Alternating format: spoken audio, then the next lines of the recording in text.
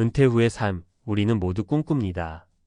여행을 다니고 취미를 즐기며 여유롭게 시간을 보내는 그림 같은 노후를 말이죠. 하지만 현실은 어떨까요? 막상 은퇴를 하고 나니 월급이라는 안전망이 사라지고 매달 들어오는 고정비는 계속 쌓이기만 합니다. 사회적 위치는 퇴색되고 누군가는 내가 누구인가를 다시 고민하며 우울감에 빠지기도 합니다. 이 정도 준비면 충분하겠지 라고 생각했던 계획이 허술했음을 뒤늦게 깨달은 사람들, 그 중에는 당신과 같은 50대, 60대 분들이 많습니다. 매일 출근하며 쌓아온 30년이 은퇴와 함께 공허함으로 변할 수도 있다는 사실, 혹시 한 번이라도 생각해 보셨나요?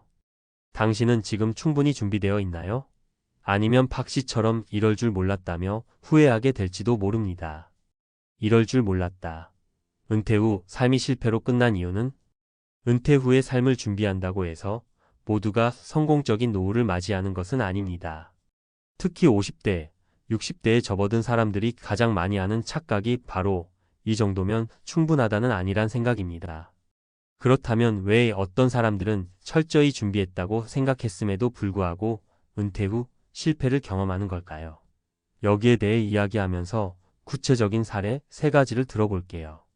사례 1, 계획은 있었지만 예상치 못한 지출로 무너진 경우. 먼저 55세에 은퇴한 김 씨의 이야기를 들어볼까요? 김 씨는 30년간 대기업에서 근무하며 퇴직금을 포함해 약 4억 원의 자산을 모았습니다. 은퇴 후엔 지방으로 이사해 주택을 매입하고 남은 돈으로 생활비와 여행 경비를 충당할 계획이었습니다. 처음 1년은 계획대로 잘 흘러갔습니다. 그런데 예상치 못한 상황이 발생했습니다.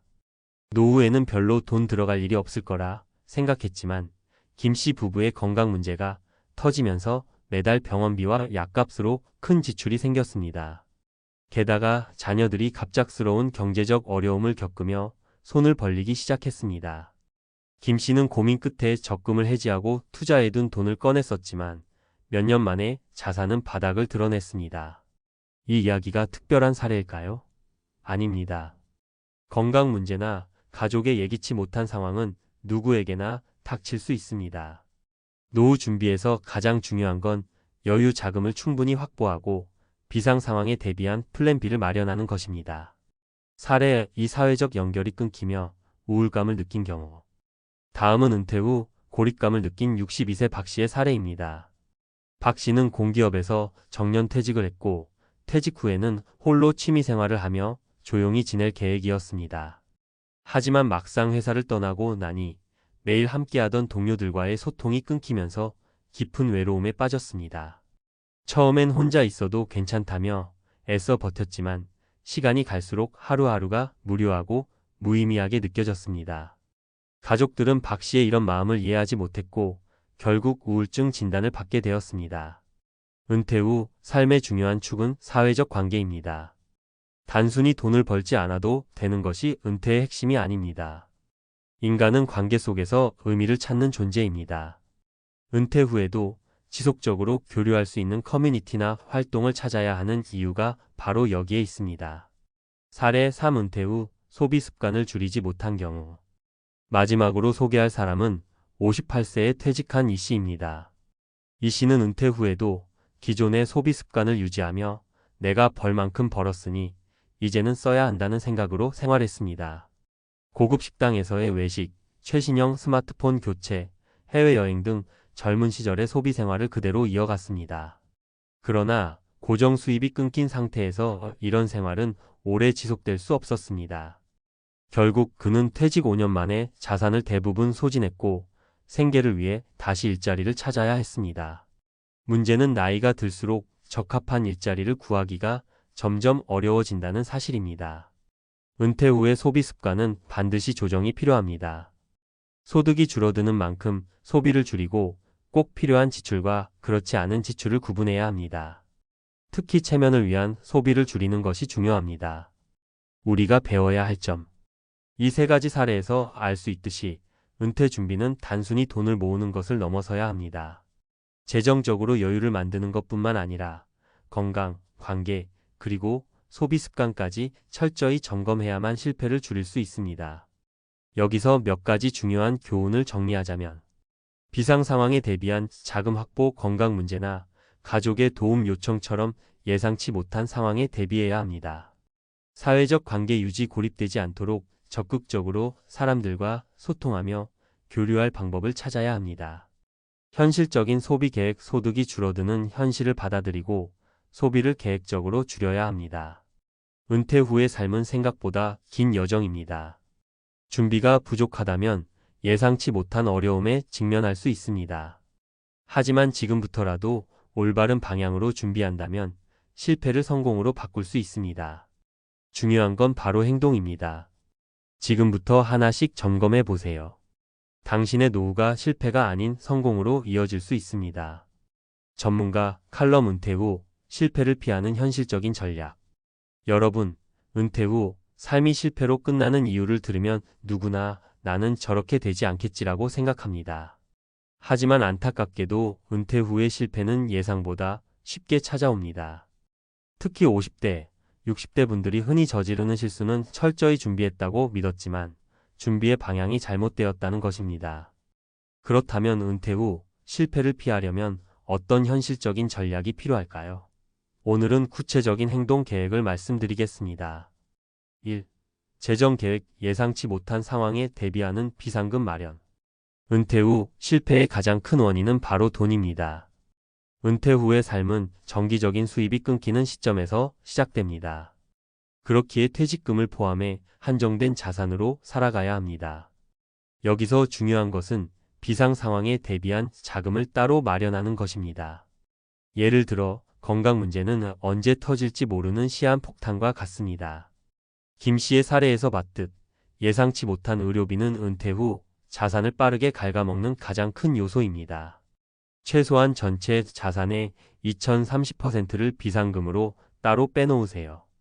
이 돈은 절대 건드리지 말고 오직 비상시에만 사용해야 합니다. 또한 소득원을 분산하는 것도 좋은 방법입니다. 주식 배당금, 임대 수입 또는 은퇴 후 소일거리로 얻는 소득이 작더라도 이런 수입원은 심리적 안정감을 줍니다. 돈이 들어온다는 사실만으로도 불안감이 줄어들고 예기치 못한 지출이 생겨도 대응할 수 있는 여지가 생기니까요. 2. 건강관리. 은퇴 후 삶의 지속 가능성을 좌우하는 핵심. 돈만큼 중요한 것이 바로 건강입니다. 아무리 돈이 많아도 건강을 잃으면 모든 것이 무의미해집니다. 은퇴 후 건강관리는 단순히 오래 사는 것을 목표로 하는 것이 아니라 지속 가능한 삶을 위한 필수 요소입니다. 여기서 중요한 건 조금씩 꾸준히입니다. 운동은 시작이 반이라는 말이 있습니다.